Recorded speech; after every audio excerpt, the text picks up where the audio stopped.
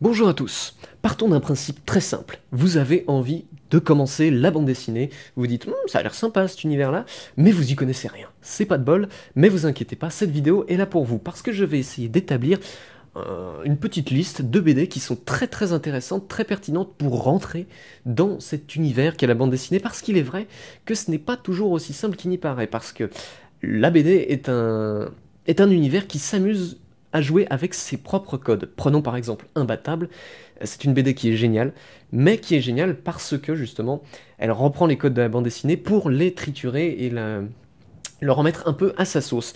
Et donc, c'est vrai que pour ceux qui n'y connaissent pas grand-chose, c'est parfois difficile de s'y retrouver, ne vous inquiétez pas.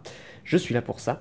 Je vais vous montrer des BD qui me semblent tout à fait intéressants pour commencer la bande dessinée, hormis bien sûr Spirou, Tintin et Astérix, qui comportent un grand nombre de tomes, et donc c'est plus difficile de rentrer dedans, à mes yeux en tout cas.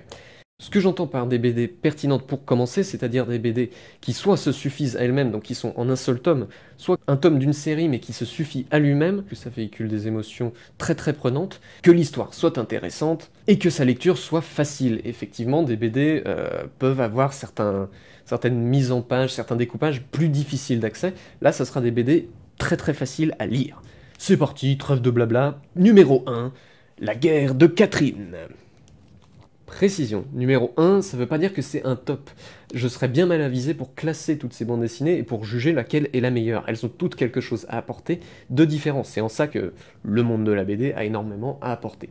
Bref, revenons à la guerre de Catherine, du coup, qui est l'histoire de Rachel Cohen, qui va être placée dans une maison, la maison de Sèvres, une école, du coup, qui va lui apprendre la liberté, l'autonomie, mais elle va être obligée de partir sur les routes à cause de la guerre, du coup, la Seconde Guerre mondiale, et va faire énormément de rencontres, et de rencontre en rencontre, arriver à se forger une espèce de liberté. C'est une BD écrite par Juliette Billet et dessinée par Claire Fauvel. Le dessin de Claire Fauvel est hyper touchant, te touche au plus profond, avec ce côté minimaliste, mais en même temps terriblement sensitif, on s'en ressent toutes les textures, etc. L'éclairage qui est très beau, et les émotions dans les personnages. Et le texte, plus le scénario bien sûr, fait par Julia Billet, qui est hyper pertinent, hyper touchant, avec cette Rachel qui est un personnage hyper attachant, l'histoire qui est super bien écrite, super bien découpée, bref, un vrai chef-d'œuvre à mes yeux, une histoire qui se suffit du coup à elle-même, en un seul tome, avec un grand nombre de pages, mais rassurez-vous, elle se dévore vraiment vite. Donc bref, numéro 1, La guerre de Catherine, que je recommande énormément, superbe BD. Ensuite, numéro 2, Le grand méchant renard. Un tome également qui se suffit à lui-même. Le grand méchant renard de Benjamin Renner, du coup. C'est l'histoire de ce renard qui a un petit malus au niveau du charisme, si vous voyez ce que je veux dire. Il est pas très effrayant, et c'est dommage pour un renard. Et du coup, à chaque fois qu'il s'infiltre dans la ferme pour manger les poules, bah en fait c'est les poules qui le tabassent, c'est pas de bol. Et donc du coup, il va mettre au point un plan avec son ami loup, ça va être de voler les œufs. Comme ça, pas d'histoire de tabassage, et il va pouvoir manger les œufs. Sauf que le problème, c'est qu'il va falloir les couver, ces œufs, parce que c'est trop maigre comme repas. Et du coup, il va s'en occuper, les élever, et bien évidemment, il va s'y attacher. Donc c'est une histoire à la fois très touchante, mais surtout hilarante, qui se lit très vite, avec beaucoup de mouvements. C'est une histoire qui pour moi est superbe pour débuter la BD, parce que c'est très facile de rentrer dans cet univers, de s'attacher aux héros, mais aux autres personnages, avec un dessin bien à lui, mais très lisible et très agréable. Bref, Le grand méchant renard de Benjamin Renner, je pense que c'est une très bonne BD pour débuter justement la lecture de BD. Numéro 3, un vrai pilier de la bande dessinée, c'est Black Sad. Black Sad, c'est en effet une série, mais chaque tome, sauf le tome 6, ce sont des histoires qui se suffisent à elles-mêmes. Donc, à la fin de la lecture, on aura la fin aussi de l'enquête.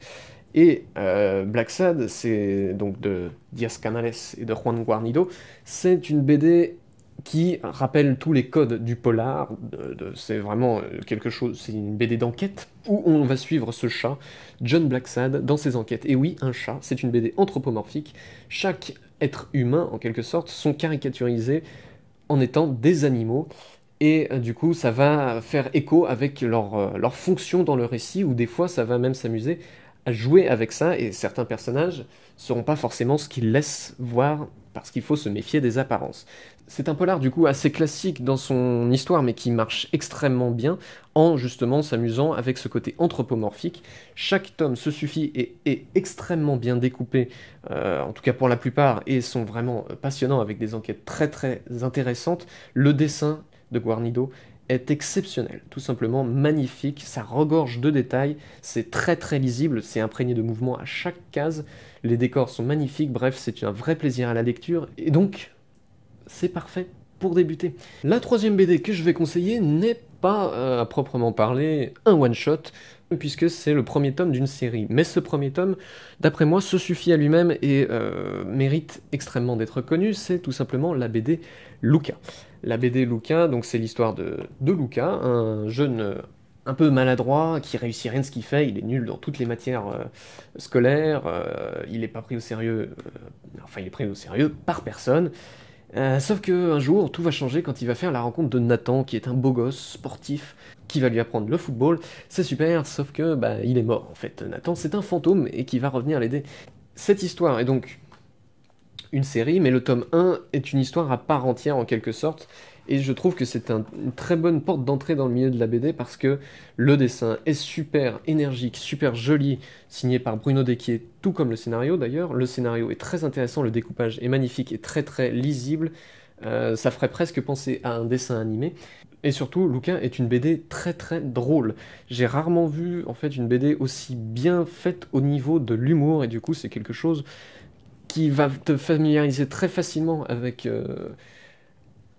les personnages et avec l'intrigue magnifiquement mise en scène. En plus du dessin très très dynamique, je trouve que c'est une très bonne BD pour débuter, et qui plus est, si ça vous a plu, et ben vous avez toute une intrigue qui se déclinera après, puisqu'il y a encore 9 tomes et la série est en cours.